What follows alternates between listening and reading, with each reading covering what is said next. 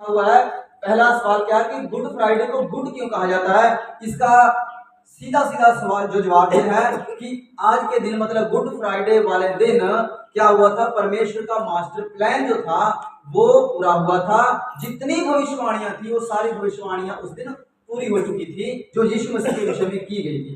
जब हम पढ़ते हैं मत्ती रचित सुसमाचार 5:17, उसमें ये चीज लिखी हुई है, खोलेंगे आप मत्ती रचित सुसमाचार 5:17। यह न समझो कि मैं व्यवस्था या भविष्यवक्ताओं की पुस्तकों को लोप करने आया हूँ। ये मत समझो, यीशु मसीह ने कहा ये मत समझो कि मैं भविष्यवक्ताओं की पुस्तकों को लोप करने आया। जो भविष्यवाणियां जो की गई है, जो पुराने नियम में जो चल रहा था, जो व्यवस्था थी, मैं उसको लोप करने आया हूँ, ये मत समझना। लोप करने नहीं परंतु पूरा करने आया हूँ। लोप करने नहीं परंतु पूरा करने आया हूँ। हालेलुया। सो आज के दिन जो क्यों गुड फ्राइडे कहते हैं, क्योंकि आज के दिन परमेश्वर ने उन सारी भविष्यवाणियों को अपने ऊपर लेकर पूरा कर दिया था। यीशु मसीह ने कहा पूरा हुआ, वो मास्टर प्लान पूरा हुआ। इंसान का छुटकारा का दिन जो वो पूरा हुआ, पाप का पर्दा फट गया। इसलिए आज के दिन को गुड कहते हैं, गुड फ्राइडे। Hallelujah, hallelujah. उसके आगे हम लोग बढ़ते हैं। क्या लिखा है कि प्रभु यीशु मसीह के बलिदान के समय 3 क्रूस ही क्यों थे? ये क्या लिखा हुआ है? यीशु के बलिदान के समय 3 क्रॉस, ये 3 क्रॉस का है, 3 क्रॉस ही क्यों थे? कभी किसी ने ध्यान दिया? बाइबल में जितने भी वचन हैं, हर एक वचन के पीछे कोई ना कोई रहस्य छुपा हुआ है। उस दिन 3 क्रॉस ही क्यों थे? 4 क्यों नहीं? 4 लोगों को क्यों नहीं टांगा गया? 5 को क्यों नहीं? 6 को क्यों नहीं? 3 का क्या मतलब? क्या उसी दिन 3 पकड़ाए जाने थे? जहां अकेला यीशु मसीह भी हो सकता था, जहां 2 भी हो सकते थे। 3 ही क्यों? यीशु मसीह के साथ 2 क्यों? और उसके बाद उसी दिन यीशु मसीह के साथ उस दिन यीशु मसीह के साथ 2 डाकू ही क्यों? 3 या 4 या 5 क्यों नहीं? यीशु मसीह का क्रॉस जो है वो दोनों डाकुओं के बीच में ही क्यों था? सवाल देखिए कि यीशु मसीह का क्रॉस कहां पर? ये क्या है? तीनों ने बनाया, क्रॉस बनाया, नीचे क्वेश्चन मार्क लगाया। क्यों यीशु मसीह का क्रॉस बीच में क्यों? राइट वाला साइड क्यों? लेफ्ट वाला साइड डाकू क्यों? ये आज हम क्लियर करेंगे। और आपको बहुत सारी चीजों का कभी किसी ने सोचा, कभी दिमाग में आया किसी के कि यीशु मसीह का क्रॉस साइड में क्यों नहीं हो गया? बीच में ही यीशु मसीह क्यों लटकाया गया? इधर डाकू उधर डाकू, बीच में यीशु मसीह क्यों? ये आज का जो गहरा भेद है, जो सवाल है, इसको हम वचन के द्वारा देखेंगे कि इसका क्या मतलब है। क्यों यीशु मसीह के क्रूसीफाई होने के समय 3 क्रूसों को दिखाया गया और यीशु मसीह का क्रूस जो है वो बीच में ही क्यों था? हालेलुया। मैं आपको बताना चाहता हूं कि पृथ्वी पर 2 तरह की कैटेगरी के लोग रहते हैं। कितने तरह की? सिर्फ 2 तरह की कैटेगरी के लोग रहते हैं। एक भेड़ और दूसरे बकरियां। ये लोगों की बात हो रही है, भेड़ जो बकरियां घूम रही है उसकी बात नहीं हो रही है। इस पूरी दुनिया में 2 कैटेगरी के लोगों को परमेश्वर देख रहा है। एक को कहता है कि भेड़ है, दूसरों को कहता है कि ये बकरियां हैं। न्याय के दिन भी ऐसा ही होगा। जब हम बाइबल में पढ़ते हैं न्याय के दिन क्या लिखा है कि प्रभु यीशु मसीह भेड़ों को एक साइड करेगा, बकरियों को दूसरी साइड करेगा, ऐसे लिखा है। न्याय के दिन बिल्कुल ऐसा ही होगा कि भेड़े जो है वो राइट साइड और बकरियां जो है वो लेफ्ट साइड। कन्फर्म है, वचन में लिखा हुआ है, बाइबल में लिखा हुआ है कि वो अपने दाहिने ओर वालों को कहेगा, हे मेरे धन्य लोगों, उस राज्य के वारिस हो जाओ जो तुम्हारे लिए चुना गया है। और बाएं ओर वालों से क्या कहेगा? बाएं मतलब लेफ्ट साइड वालों से क्या कहेगा? श्रापित हो और चले जाओ नरक की आग में। बाइबल में ये वचन लिखा हुआ, मैं आपको बताऊंगा ये वचन। हालेलुया। सबसे पहले आप एक वचन निकाल के मत्ती रचित सुसमाचार 24 का 40 और 41 पढ़ेंगे। उस समय 2 जन खेत में होंगे, एक ले लिया जाएगा और दूसरा छोड़ दिया जाएगा। क्या आपने इस बात को कभी नोट किया कि क्यों लिखा है? सब इधर ध्यान दें, कितना गहरा भेद है इसमें। क्यों लिखा गया है कि उस दिन 2 जन खेत में होंगे? क्या खेत में 2 जन होते हैं काम करने वाले? बस जो बाटियों का समय होता है, जब कटनी का समय होता है तो खेत में सिर्फ 2 ही लोग काम करते हैं? बहुत होते हैं, वो तो भीड़ के भीड़ होती है खेतों में, 8 10 20 50 भी होते हैं। तो ये 2 लोग ही क्यों लिखा है? ध्यान से इस बात को आप सुनना। 2 लोग खेत में होंगे। क्यों 2 लोग खेत में होंगे? 3 क्यों नहीं होंगे? 4 क्यों नहीं होंगे? क्यों लिखा है कि दो लोग खेत में होंगे, आगे एक ले लिया जाएगा, दूसरा छोड़ दिया जाएगा। दूसरा छोड़ दिया जाएगा। आगे दो स्त्रियां चक्की पीसती होंगी रहेंगी, एक ले ली जाएगी और दूसरे को छोड़ दी जाएगी। यहाँ भी लिखा है दो स्त्रियां जो चक्की पीसती, क्या दो ही स्त्रियां, चार स्त्रियां भी तो पीस सकती हैं, अकेली भी तो पीस सकती हैं, क्यों दो स्त्रियां चक्की पीस रही होंगी? ये क्या इसमें लिखा हुआ है? दो लोग चक्की पीस रहे होंगे, दो लोग खेत में होंगे, और वचन में आगे ये भी लिखा हुआ है कि दो लोग बिस्तर पर होंगे, एक ले लिया जाएगा, एक छोड़ दिया जाएगा। ऐसे ही है। सुने, इसमें दो भेद है। पहला भेद ये है कि खेत क्यों, चक्की पीसना क्यों और सोना क्यों? क्या यीशु मसीह का जो आगमन होगा एक बार होगा कि दो बार होगा? एक ही बार आएगा यीशु मसीह ना। उस समय पूरी दुनिया के लोग एक ही बार यीशु मसीह को आते हुए देखेंगे, और उस समय लिखा है कि कुछ चक्की पीस रहे होंगे। चक्की पीसने का जो टाइम होता है वो ज्यादातर शाम को पीसते हैं या सुबह सुबह पीसते हैं। हालेलुया। मतलब कि यीशु मसीह जब आएगा उस समय कहीं दिन, कहीं रात, कहीं शाम, कहीं सुबह होगा। खेत का काम भी जाकर तड़के लोग जाकर सुबह सुबह करते हैं कि धूप हो जाएगी ज्यादा, और जो सोते हैं वो रात को सोते हैं। दो लोग बिस्तर पर होंगे, एक छोड़ दिया जाएगा, एक ले लिया जाएगा। ऐसे ही ना। इसका मतलब है कि पूरी दुनिया में अगर यहाँ पर आज इस समय 12:30 हुए हैं दोपहर के, अमेरिका में क्या हुआ है? रात के 12:30 हुए हैं। मतलब अगर यहाँ पर दो लोग चक्की पीस रहे हैं या दो लोग दिहाड़ी कर रहे हैं, बात दो की क्यों है ये बताता हूं अभी। मान लो यहाँ पर लोग दिहाड़ी कर रहे हैं, यहाँ पर दिन है, अमेरिका में लोग सो रहे हैं। पूरी दुनिया में कहीं आज इस समय दिन है, कहीं रात है, कहीं दोपहर है, कहीं सुबह है, टाइम का फर्क है। पर यीशु मसीह जिस समय आएगा उस समय जो जिस कंडीशन में जो सोया है वो सोए पर रैप्चर के द्वारा उठा लिया जाएगा। ये सीक्रेट कमी की बात हो रही है, रैप्चर की बात। उस समय क्या होगा? जो सो रहे हैं सोते सोते ही देखेगा कि प्रभु में कौन है कौन नहीं है, जो है उसको उठा लिया जाएगा। बिस्तर पे सो रहा है मतलब कि पति पत्नी सो रहे हैं, उसमें से अगर पत्नी प्रभु में होगी उठा ली जाएगी, पति प्रभु में होगा वो उठा लिया जाएगा। अगर दोनों प्रभु में हो गए दोनों उठा लिए जाएंगे। ये भी बात याद रखना। दो क्यों लिखा है अभी बताता हूँ। अगर हो सकता है दोनों प्रभु में हो तो दोनों उठा लिए जाएंगे। खेत में इतने लोग हैं जितने प्रभु में है सारे उठा लिए जाएंगे। हालेलुया। ये तो बात क्लियर है कि यीशु मसीह जब आएगा कहीं दिन होगा, कहीं रात होगा, कहीं सुबह होगी, कहीं शाम होगी, एक ही बार यीशु मसीह उठा लेगा। हालेलुया। अब दो की बात करते हैं कि दो क्यों? खेत में क्या दो लोग ही होते हैं? क्या घर में सोते हैं तो सिर्फ दो लोग ही सोते हैं? सारे सोते हैं। दो का जिक्र इसलिए किया गया है क्योंकि परमेश्वर की नजर में दो कैटेगरी के लोग हैं। पूरे खेत में अगर 50 लोग भी हैं, 50 लोग में से अगर 10 लोग प्रभु में हैं, 40 लोग प्रभु में नहीं है, कितने लोगों को तब उठाया जाएगा? 10 लोगों को। हम लोग गिनते हैं कि 50 लोग हैं, पर परमेश्वर कहता है कि दो कैटेगरी के हैं, दो लोग हैं। परमेश्वर की सोच हमारी सोच में फर्क है। 50 लोगों में से 10 को उठा लिया, 40 बच गए। परमेश्वर कहेगा कि मैं 2 लोग खेत में थे, मैंने एक को उठा लिया, एक को छोड़ दिया। परमेश्वर कैटेगरी की बात कर रहा है, एक कैटेगरी को छोड़ दिया, दूसरी कैटेगरी को उठा लिया। समझ रहे समझ कि नहीं? कितने कैटेगरी के लोग हैं परमेश्वर की नजर में? दो। इसलिए दो का यहाँ पर मेंशन किया गया है कि 2 लोग होंगे, एक को उठा लिया जाएगा, एक को छोड़ दिया जाएगा। पहली कैटेगरी जो परमेश्वर के लोग हैं उनको उठा लिया जाएगा, दूसरी कैटेगरी जो प्रभु के नहीं है उनको छोड़ दिया जाएगा। इस बात को कभी सुना था किसी ने इस बात को कि दो ही क्यों कहा गया? कभी सोचा भी होगा दो क्यों, 3 क्यों नहीं, 4 क्यों नहीं, 5 क्यों नहीं, 6 क्यों नहीं, दो का ही क्यों? क्या लिखा, क्या चक्कर है? समझ आ गया सबको कि 2 लोग ही क्यों कहा गया है? 2 कैटेगरी के लोग हैं परमेश्वर की नजर में। मत्ती रचित सुसमाचार 25 निकालेंगे, 25 का 31 से लेकर 34 तक पढ़ेंगे। जब मनुष्य का पुत्र अपनी महिमा में आएगा और सब स्वर्गदूत उसके साथ आएंगे। जब मनुष्य पुत्र बादलों पर आएगा, स्वर्गदूत यीशु मसीह के साथ होंगे, तो वह अपनी महिमा के सिंहासन पर विराजमान होगा। वो अपने महिमा के सिंहासन पर विराजमान होगा और सब जातियां उसके सामने इकट्ठा की जाएंगी। सारी जातियां। बहुत से लोग कहते हैं कि यीशु मसीह तो अंग्रेजों का परमेश्वर है। सुने, सारी जातियां, पूरी दुनिया में जितने भी तरह के लोग हैं सब कुल भाषा लोग, जितने भी दुनिया में लोग हैं, सबको एक जगह इकट्ठा किया जाएगा।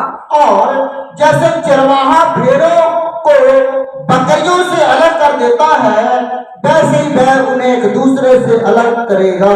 जिस तरह चरवाहा भेड़ों को बकरियों से अलग करता है, उसी प्रकार प्रभु यीशु मसीह भी दोनों कैटेगरी के लोगों को अलग अलग कर देंगे। Hallelujah, hallelujah. कितने कैटेगरी के लोग हैं? दो कैटेगरी के लोग हैं। एक को भेड़ कहा गया, एक को बकरियां कहा गया। हाँ जी। वह भेड़ों को अपनी दाहिनी ओर और बकरियों को बाईं ओर खड़ा करेगा। मैंने क्या क्या कहा था शुरुआत में? राइट साइड और लेफ्ट साइड। दाहिनी मतलब राइट साइड, सज्जा पासा पंजाबी से। राइट साइड लिखा है अपने भेड़ों को, और लेफ्ट साइड बकरियों को, यानी कि दूसरी कैटेगरी के लोग जो परमेश्वर में नहीं है, उनको करेगा। हाँ जी।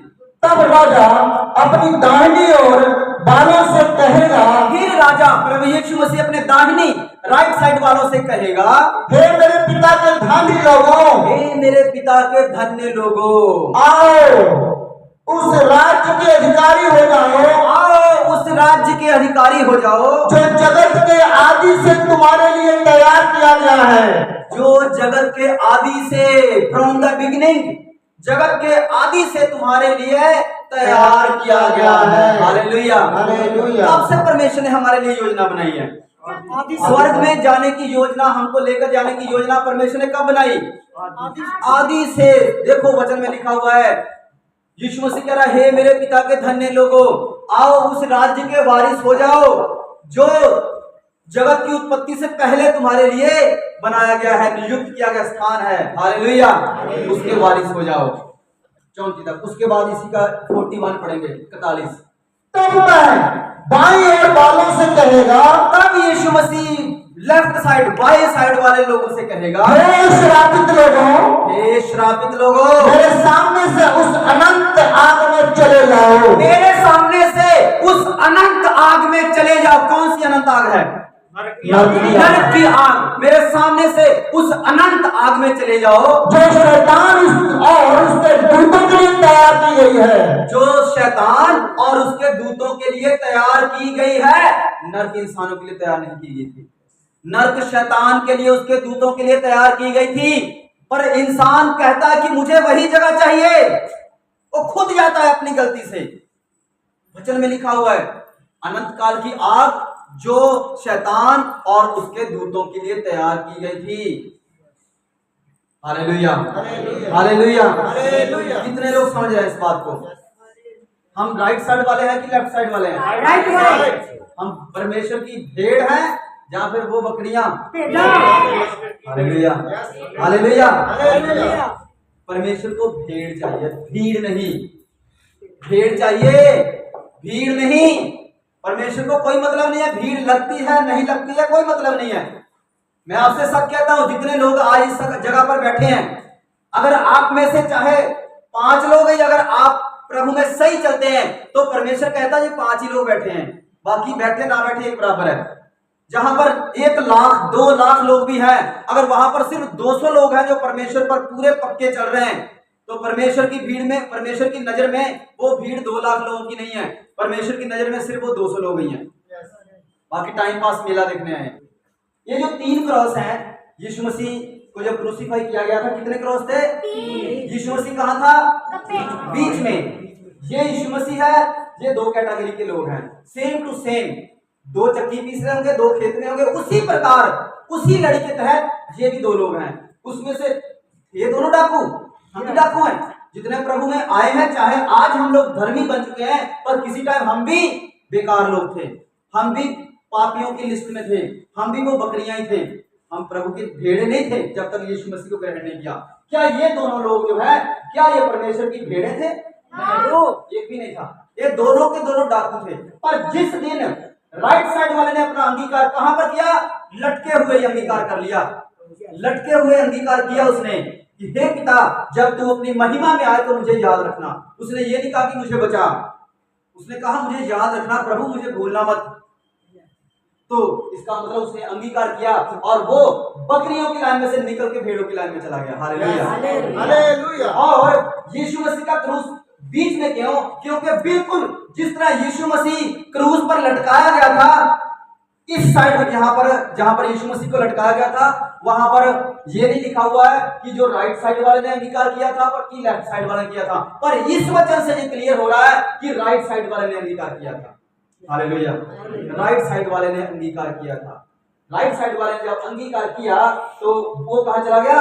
स्वर्ग में चला गया। और लेफ्ट साइड वाले ने अंगीकार नहीं किया, वो कहां गया? नरक में चला गया। सेम टू सेम इसी प्रकार होगा जिस प्रकार यीशु मसीह क्रूस पर लटकाए गए थे और राइट साइड में जो था वो स्वर्ग चला गया, जो लेफ्ट साइड में था वो नरक चला गया। बिल्कुल इसी प्रकार जब यीशु मसीह न्याय के सिंहासन पर बैठे होंगे, विराजमान होंगे, तो राइट साइड वाले जो है वो स्वर्ग में जाएंगे, लेफ्ट साइड वाले जो है वो नरक में जाएंगे। हालेलुया। एक हिसाब से जब यीशु मसीह क्रूस पर लटक रहे थे वो राजा बनकर, वहां भी वही सीन था, सेम वहां न्याय किया उन्होंने। जिस प्रकार यीशु मसीह न्याय के सिंहासन पर न्याय करेगा, जाओ स्वर्ग में और जाओ नरक में, उसी प्रकार क्रूस पे लटके हुए भी वो न्याय कर रहा था। आज ही तू मेरे साथ स्वर्ग लोक में होगा। हो गया न्याय? न्याय किया यीशु मसीह ने। सोच के देखिए कितना गहरा इसमें भेद छुपा हुआ है।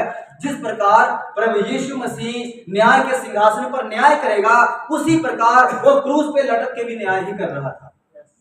Hallelujah, hallelujah. किसको अच्छा लगा ये भेद समझकर? एक सवाल आपके लिए, क्या भेड़ और बकरियां विश्वासी और अविश्वासी हैं या नहीं? सुने, एक कैटेगरी किसको कहा गया है? भेड़। दूसरी कैटेगरी बकरियां। क्या जो भेड़े हैं क्या वो विश्वासियों का कहा गया है और जो बकरियां हैं वो क्या अविश्वासियों को कहा गया है? जितने लोग प्रभु में नहीं हैं वो तो बकरियां हैं, कन्फर्म है। पर जितने विश्वासी हैं उसमें से जो प्रभु में चल रहे हैं वही भेड़ों की लाइन में है, बाकी सारे उठाकर यहां से लेफ्ट लाइन पर डाल दिए जाएंगे। मतलब विश्वासी होने या अविश्वासी होने से ये नहीं पता चलता कि वो भेड़ों की लाइन में जाएगा कि बकरियों की लाइन में जाएगा। बहुत से लोग देखने में विश्वासी है, लोगों की नजर में वो क्रिश्चियन है, लोगों की नजर में वो चर्च जाते हैं, लोगों की नजर में उन्होंने बपतिस्मा लिया है, प्रभु बोझ लेते हैं, दान दशवां चंदा सब देते हैं, सब कुछ करते हैं लोगों की नजर में, पर अंदर से वो मसीह नहीं है। अंदर से वो कुछ और ही आत्मा लेकर घूम रहे हैं, अंदर से वो पाप से डूबे हुए हैं और दिन प्रतिदिन पाप करके यीशु मसीह को रोज क्रूस पे लटका देते हैं। हालेलुया। वो कहां किस लाइन में खड़े होंगे? बकरियों की लाइन में खड़े होंगे। ये मसीह होने से हमारे ऊपर ये मोहर नहीं लग जाती कि हम भेड़ों की लाइन में ही खड़े होंगे। अपने चाल चलन से, अपने वचन के हम चल रहे हैं कि नहीं चल रहे हैं, इस बात से कोई निर्धारित कर सकता है कि हम भेड़ों की लाइन में खड़े होंगे कि बकरियों की लाइन में खड़े होंगे। Hallelujah, hallelujah. जो अब्राहम था, ध्यान से सुने, जो अब्राहम था, अब्राहम के जब कोई बच्चा नहीं था, उसका कोई बेटा नहीं था, उस समय जब अब्राहम को कहा परमेश्वर ने, क्या कहा था कि जो तेरे वंश होगा उस वंश को मैं, तेरे वंश को मैं इतना ज्यादा बढ़ाऊंगा जिस तरह के तारे गिन। क्या गिन सकता है? क्या कोई तारे गिन लेगा? समुद्र के किनारे की रेत देख, क्या कोई रेत को गिन लेगा? उसके कण को गिन लेगा? नहीं। लिखा है जिस तरह ये तारे हैं, जिस तरह ये समुद्र की रेत है, उसी प्रकार तेरा वंश होगा, उसे कोई गिन नहीं पाएगा। ध्यान से सुना, इसमें कितना तगड़ा भेद है, आपको कोई पूछ भी सकता है। तुम्हारा वंश इतना बड़ा होगा कि उसको कोई गिन नहीं पाएगा। अब अगर देखा जाए जो अब्राहम की वंश है वो तो सारे इजराइल में है, और इजराइल की जनसंख्या कितनी है? मैंने अभी खोलकर देखा, यहाँ बैठकर मैं वही सर्च मार रहा था। इस समय आज से लगभग 10 साल पहले उनकी जनसंख्या जो है सिर्फ और सिर्फ 70 लाख थी।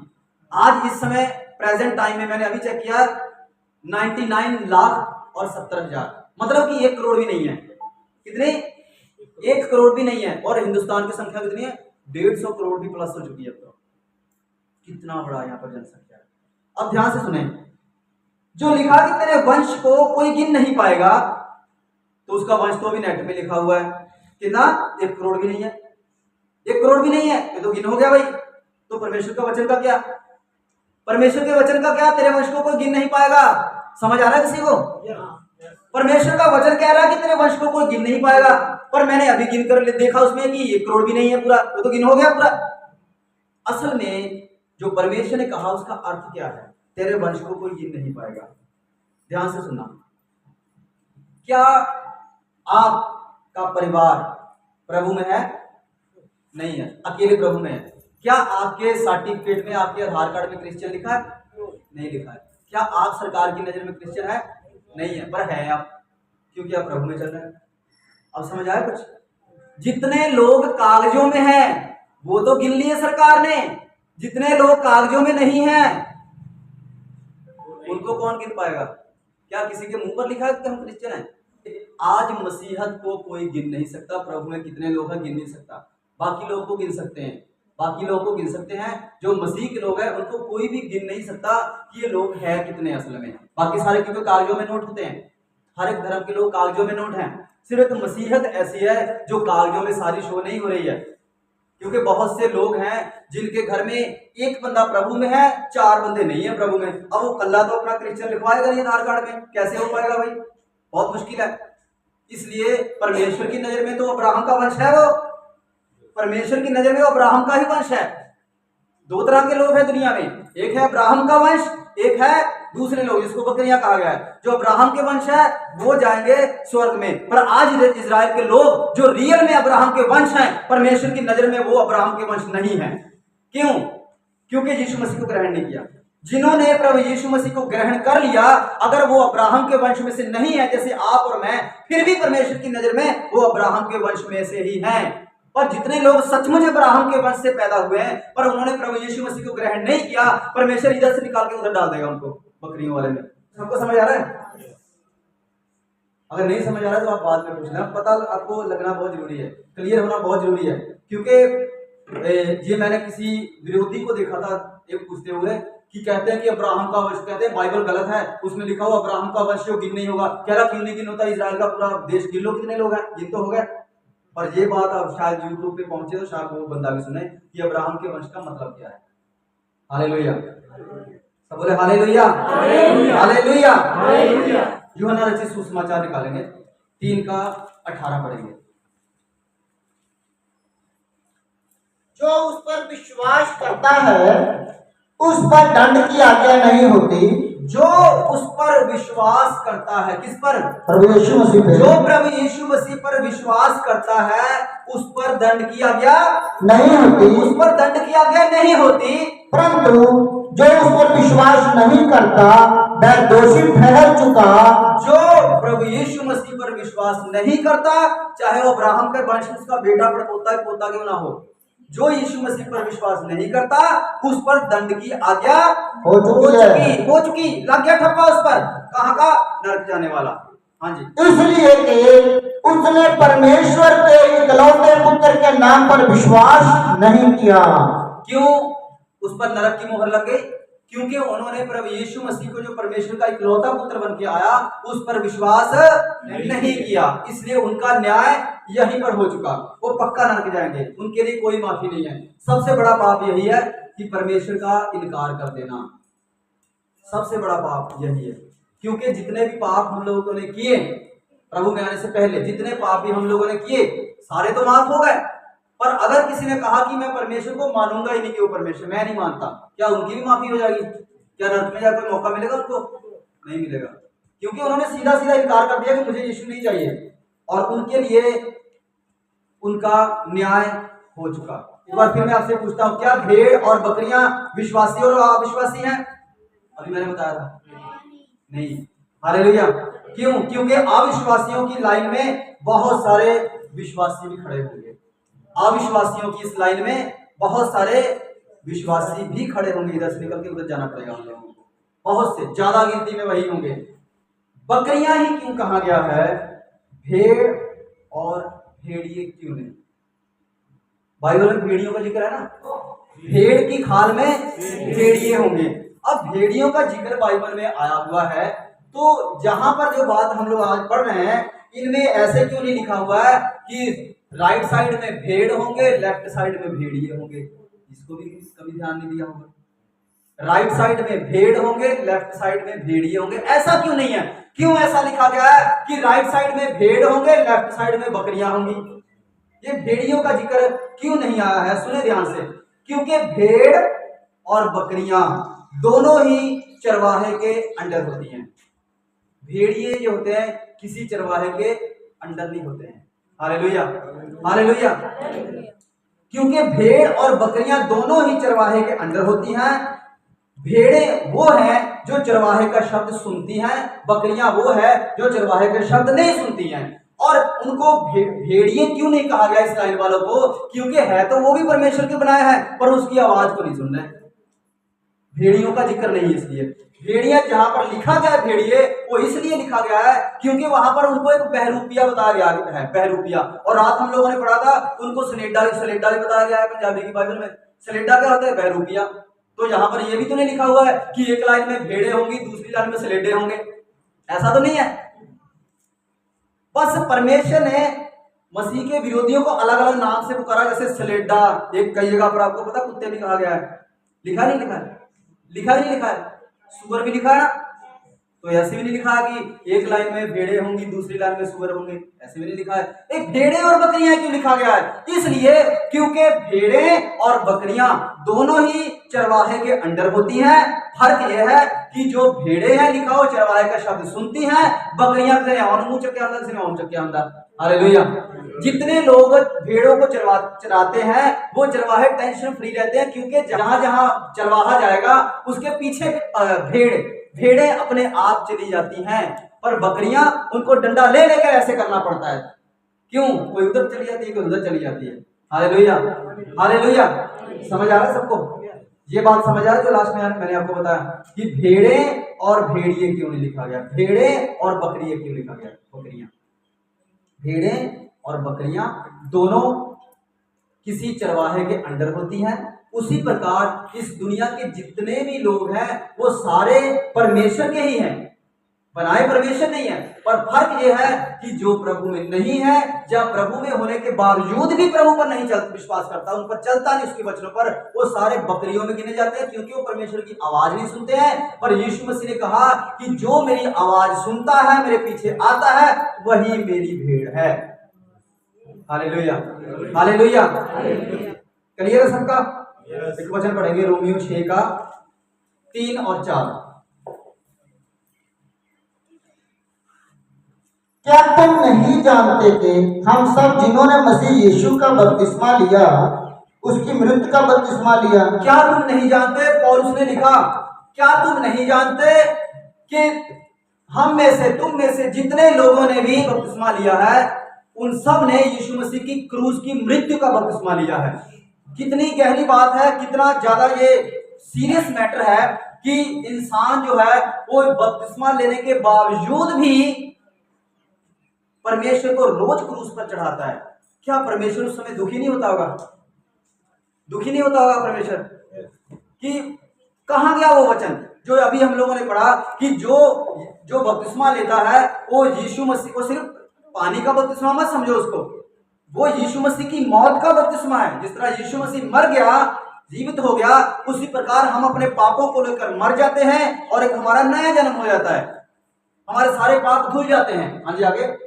अतः उस मृत्यु का बपतिस्मा पाने से हम उसके साथ गाड़े गए। उस मृत्यु का बपतिस्मा पाने से हम प्रभु यीशु मसीह के साथ गाड़े गए, ताकि जैसे मसीह पिता की महिमा के द्वारा मरे हुए में से जिलाया गया, ताकि जिस तरह प्रभु यीशु मसीह पिता की महिमा के लिए मुर्दों में से जिंदा किया गया, वैसे ही हम भी नए जीवन की सी चाल चलें। उसी प्रकार हम भी नए जीवन की सी चाल चलें।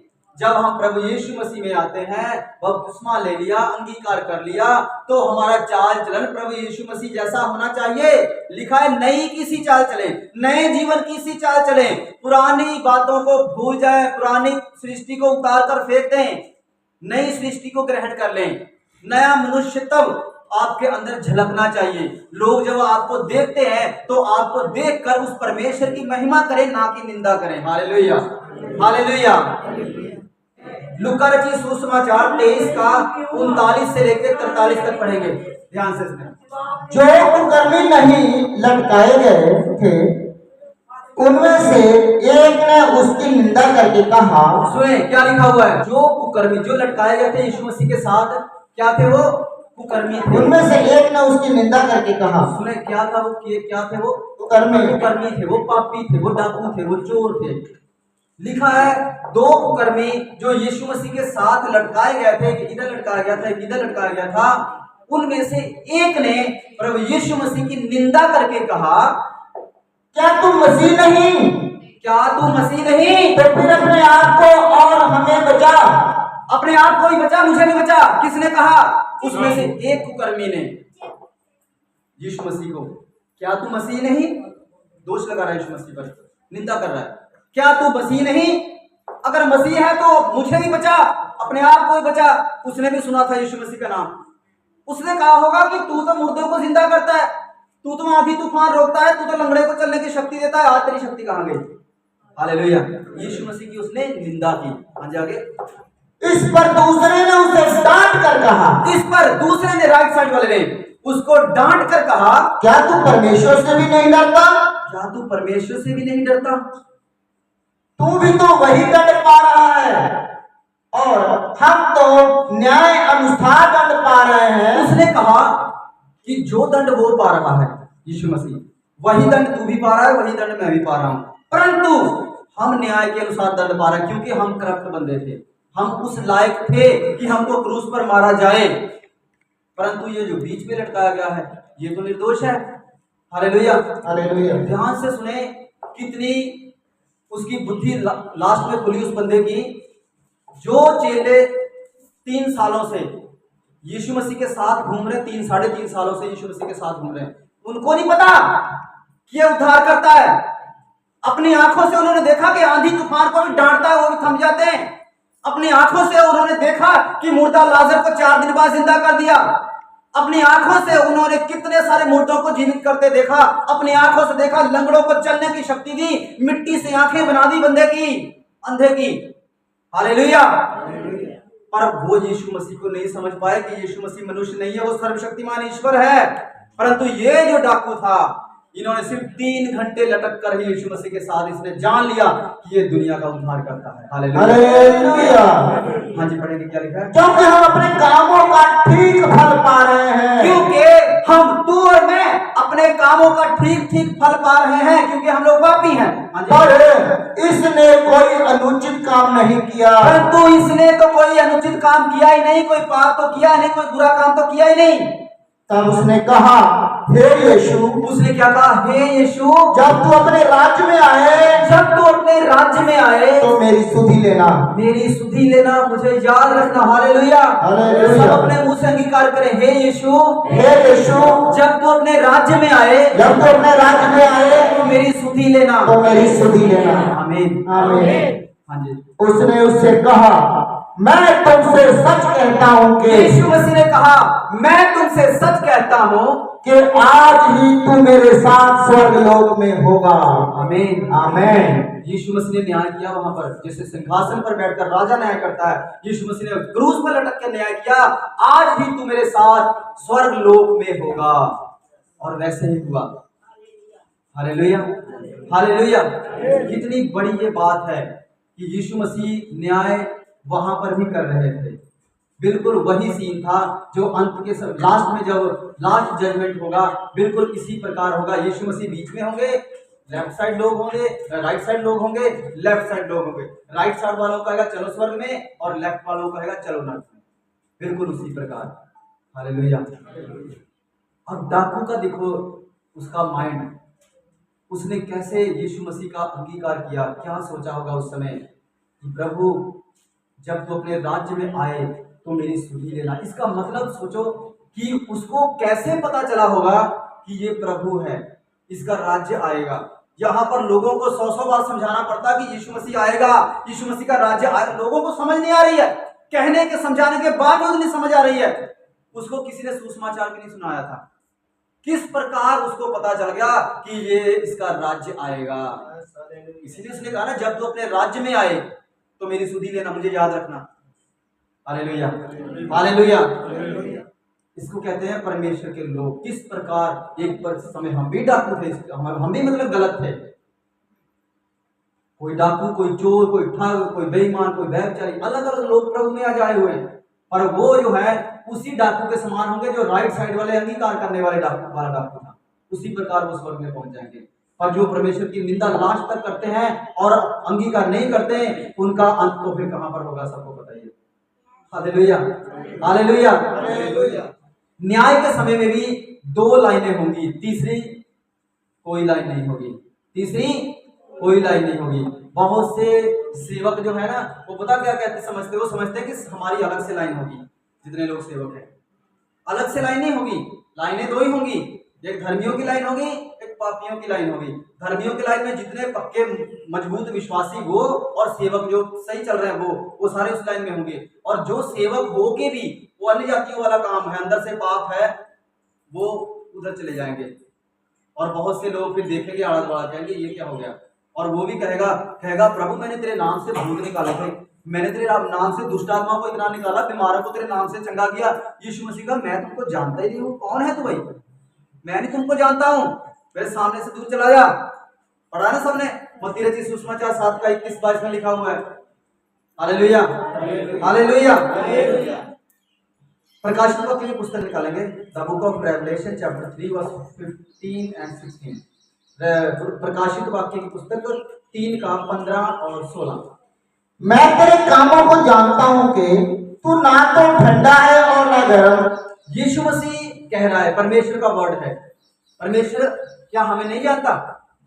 बाइबल में लिखा है परमेश्वर ने हमारे सर के बाल तक गिने हुए हैं। किस चक्कर में पड़े हैं मसीही लोग? हालेलुया। क्या आप जब कोई आपके सर के बाल गिन सकता है? प्रभु यीशु मसीह ने गिने हुए, आपके बाल भी गिने हुए, कितने बाल हैं आपके सर में? हालेलुया। क्या कह रहा है परमेश्वर?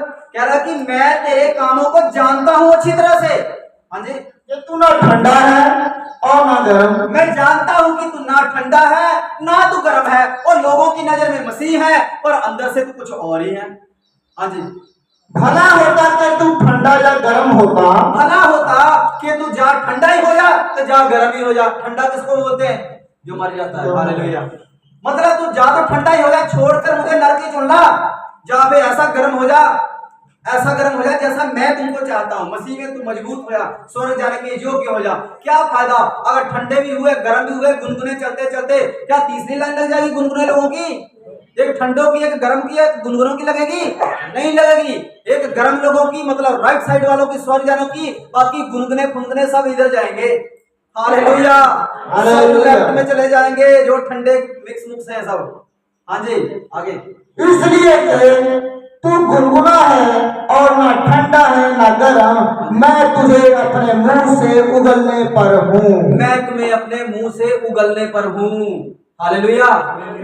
बहुत से लोग समझते हैं कि जिनको नहीं ज्ञान, कहते हैं यीशु मसीह क्या हमें मुंह में डाल के घूम रहा है कि यीशु मसीह हमें उगल देगा?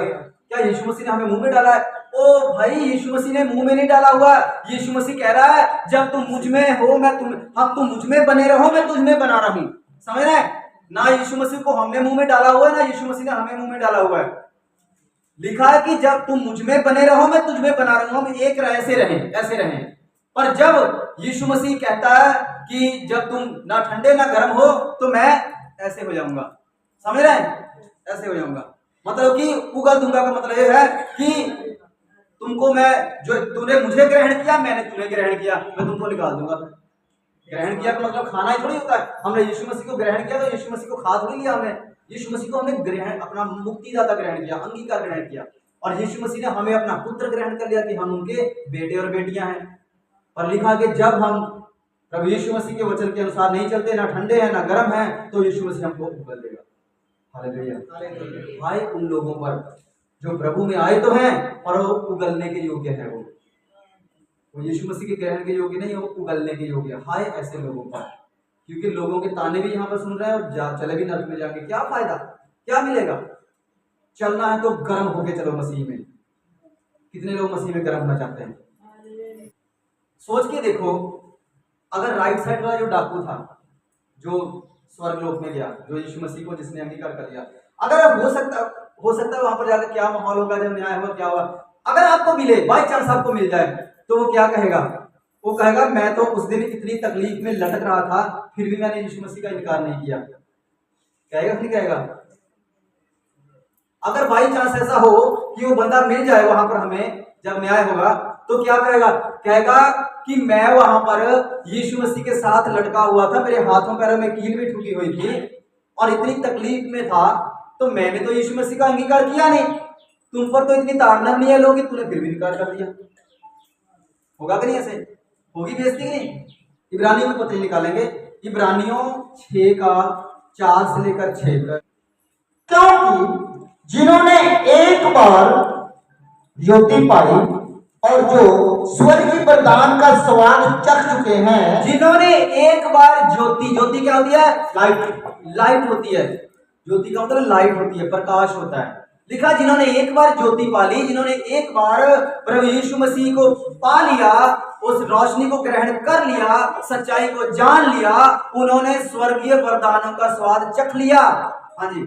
और पवित्र आत्मा के भागी हो गए हैं, और पवित्र आत्मा के भागी हो गए हैं, और परमेश्वर के उत्तम वचन का और आने वाले युग की सामर्थ का स्वाद चख चुके। परमेश्वर के उत्तम वचन का, आने वाली चीजों का, स्वर्ग में क्या क्या वस्तुएं होंगी, कितना आनंद आएगा, उन सारी चीजों का स्वाद जो चख चुके हैं, जो यीशु मसीह को ग्रहण करके, जैसे आप बैठे हैं, आपको सारा कुछ बता दिया गया स्वर्ग में क्या क्या होगा, क्या क्या आनंद होगा, कितना नजारा होगा।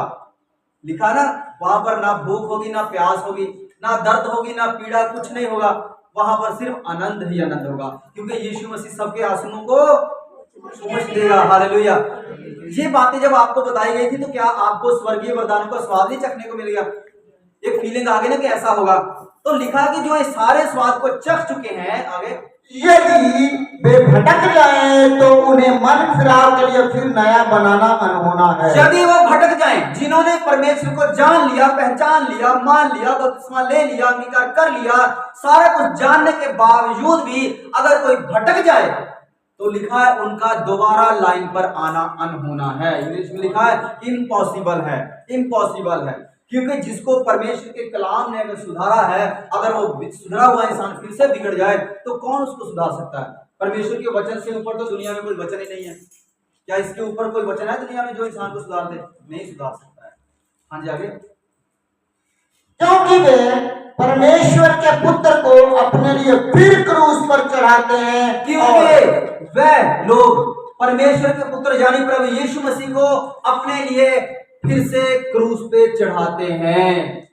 सुनिए ध्यान से, क्या यीशु मसीह को मसीही लोग क्रूस पे चढ़ा सकते हैं, या दूसरे भी चढ़ा सकते हैं, या दोनों चढ़ा सकते हैं? मसीही लोग। बिल्कुल सही जवाब है। जिन्होंने यीशु मसीह को ग्रहण ही नहीं किया, यीशु मसीह का पहले इनकार कर दिया, उनका तो कन्फर्म है कि नरक की मोहर लग गई, उनका तो न्याय हो चुका। वो यीशु मसीह को क्रूस पर क्यों चढ़ाएंगे? नहीं चढ़ा सकते हैं, क्योंकि उनका यीशु मसीह के साथ कोई रिश्ता नहीं था। पर जितने लोगों ने यीशु मसीह को ग्रहण कर लिया, यीशु मसीह परमेश्वर है, यीशु मसीह और उसका बाप बेटे जैसा रिश्ता बन गया, वो अगर दिन प्रतिदिन पाप करता है अपने जीवन में, वो क्रूस पर चढ़ाता है यीशु मसीह को। क्योंकि यीशु मसीह को क्रूस पर वो चढ़ाता है जिसने यीशु मसीह को जान लिया है, पहचान लिया है, और जानने के बावजूद भी अगर पाप करता है, तो यीशु मसीह कहता है बेटा, बेटी, तूने मुझे आज फिर क्रूस पे चढ़ा दिया। अगले दिन पाप किया, फिर यीशु मसीह कहता है बेटे, आज फिर तूने मुझे क्रूस पे चढ़ा दिया, तुम रोज रोज मुझे क्रूस पे चढ़ाओगे। कितनी दर्द और तकलीफ की बात है कि हम अपने उद्धारकर्ता को, जो हमारे लिए क्रूस पे चढ़ा, हम उसको रोज क्रूस पर चढ़ाए। कितनी हमारे लिए शर्म वाली बात है। Hallelujah, hallelujah, hallelujah. क्या हमें यीशु मसीह को क्रूस पे चढ़ाना चाहिए रोज रोज अपने चाल चलन के द्वारा? नहीं चढ़ाना चाहिए। हाँ जी, आगे बताइए। और प्रगट में उस पर कलंक लगाते हैं, और प्रगट में उस पर कलंक लगाते हैं। यीशु मसीह का प्रगट होना यहाँ पर हमारे लिए कितनी अच्छी बात है, पर यीशु मसीह हमारे लिए प्रगट हुआ, इस बात पर वो कलंक लगा देते हैं। हालेलुया। यीशु मसीह की देह पर हम लोग क्या है? यीशु मसीह की देह, बॉडी ऑफ क्राइस्ट है। और जब हम पाप करते हैं तो यीशु मसीह की मसीहत पर कह सकते हैं, यीशु मसीह की देह पर कह सकते हैं, क्या लगता है? कलंक लगता है। बहुत से मसीही लोग हैं जो मसीहत के नाम पर कलंक है, बाइबल ये कहती है। मसीहत के नाम पर कलंक है। कई बार कोई इंसान होता है ना, वो उसमें दर्द कोई मतलब तरस नहीं होता है, वो तरस जो रहम करना वो उनके मन में होता ही नहीं बिल्कुल। मान लो किसी ने किसी का खून कर दिया, मर्डर कर दिया, तो पता क्या कहते हैं? कहते हैं इंसानियत के नाम पे तो कलंक है। कहते हैं ना, कहते हैं तेरे को तरस नहीं आया, इंसान के नाम पर तो कलंक है, तो धब्बा है। उसी प्रकार जो इंसान प्रभु यीशु मसीह में होकर उनके वचन पर नहीं चलता और नाना प्रकार के पाप दिन प्रतिदिन रोज करता है, वो परमेश्वर को रोज क्रूस पर चढ़ाता है और यीशु मसीह के नाम पर यानी मसीहत पर कलंक लगाता है। और ऐसे लोगों को माफी का कोई चांस नहीं है। एक वचन और पढ़ेंगे, गलातियों 2:20 और 21 पढ़ेंगे। मैं मसीह के साथ क्रूस पर चढ़ाया गया हूँ। सुने ध्यान से, सब अपने मुंह से अंगीकार करें इस बात को। मैं मसीह के साथ क्रूस पर चढ़ाया गया हूँ। मैं मसीह के साथ क्रूस पर चढ़ाया गया हूँ। फिर बोले, मैं मसीह के साथ क्रूस पर चढ़ाया गया हूँ। मैं मसीह के साथ क्रूस पर चढ़ाया गया हूँ। अपने हाथों को उठाकर बोले, मैं मसीह के साथ क्रूस पर चढ़ाया गया हूँ। मैं मसीह के साथ क्रूस पर चढ़ाया गया हूँ। अब मैं जीवित ना रहा। सब बोले, अब मैं जीवित ना रहा। अब मैं जीवित ना रहा, पर मसीह मुझ में जीवित है। सब बोले, मसीह मुझ में जीवित है। मसीह मुझ में जीवित है। मैं क्रूस पर चढ़ाया गया हूँ। मैं यीशु मसीह के साथ क्रूस पर चढ़ाया गया हूँ। क्रूस पर चढ़ाया गया हूँ। अब मैं जीवित ना रहा। अब मैं जीवित ना रहा, मसीह यीशु मुझ में जीवित है। और मसीह यीशु मुझ में जीवित है। और मसीह मुझ में जीवित है। हालेलुया। हाँ जी। और मैं शरीर में अब जो जीवित हूँ तो केवल उस विश्वास से जीवित हूँ जो परमेश्वर के पुत्र पर है। मैं अब जो लिखा कि मैं पौलुस कह रहा कि जो मैं अब जीवित हूँ इस विश्वास पर जीवित हूँ, जो विश्वास परमेश्वर के पुत्र यानी प्रभु यीशु मसीह पर है, इसलिए मैं जीवित हूँ। क्योंकि पौलुस का इस दुनिया से मोह खत्म हो चुका था। उसका एक ही मकसद था, एक ही पर्पस था कि मैं कितने लोगों को मैं बचा दूं, कितने लोगों को मैं नरक से खींचकर स्वर्ग की तरफ लेकर जाऊं। हालेलुया। हाँ जी। जिसने मुझसे प्रेम किया, यीशु मसीह ने मुझसे प्रेम किया और मेरे लिए अपने आप को दे दिया। मेरे लिए अपने आप को दे दिया। किसने दे दिया? प्रभु यीशु मसीह। क्या किसी पास्टर, किसी सेवक ने अपने आप का बलिदान आपके लिए दिया?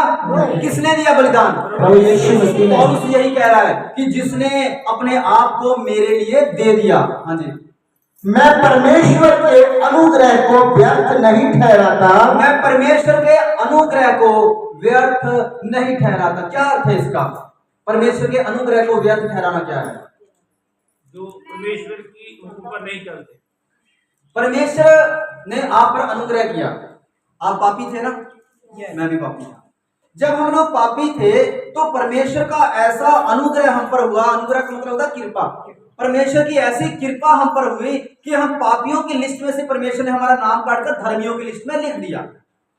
तो क्या वो जो परमेश्वर ने हम पर कृपा की है, क्या उस कृपा को हम व्यर्थ कर दें? नहीं कर। पौलुस यही कह रहा है कि परमेश्वर के अनुग्रह को मैं व्यर्थ नहीं ठहराता। हाँ जी, आगे। क्योंकि यदि व्यवस्था के द्वारा धार्मिकता होती तो मसीह का मरना व्यर्थ होता। अगर व्यवस्था के द्वारा धार्मिकता होती तो प्रभु यीशु मसीह का मरना तो व्यर्थ होता।